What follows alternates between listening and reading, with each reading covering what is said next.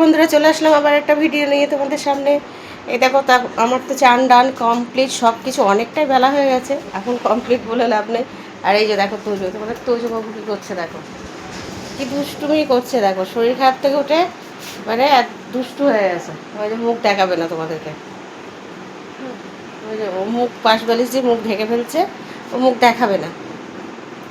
তো রান্নাবান্না তো শুরু করে দিয়েছি বন্ধুরা, এখানে ভাত হয়ে গেছে। তো চলো আগে তোমাদের কি রান্না করছে সেটা দেখে। রান্নাঘরে এই দেখো, এখানে রান্না হচ্ছে মাছের ঝোল, রুই মাছ পটল আলু দিয়ে পাতলা ঝোল হচ্ছে।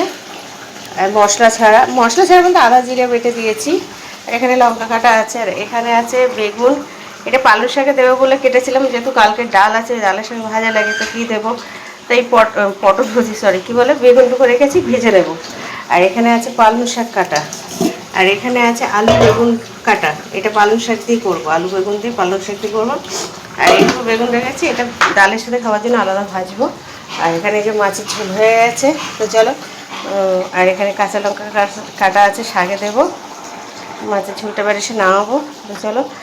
আর ঘরে রেখেছি ভাতটা দেখালাম না তোমাদের, তো হয়ে গেছে কমপ্লিট, তোমাদেরকে দেখাই। এখানে দেখো, এখন তো ভাত দেখাইনি, এই যে গরম গরম ভাত। আর এই যে এখানে পালং শাকের তরকারি করা হয়ে গেছে। আর এখানে এই যে মাছের ঝোল, পটল আলু দিয়ে, আলু বলেইছি আগে, এই যে পটল আলু দিয়ে মাছের ঝোল। আর এখানে আছে বেগুন ভাজা, এই যে। আর এখানে কালকে ডাল করেছিলাম, সেই ডাল একটু আছে, এই যে।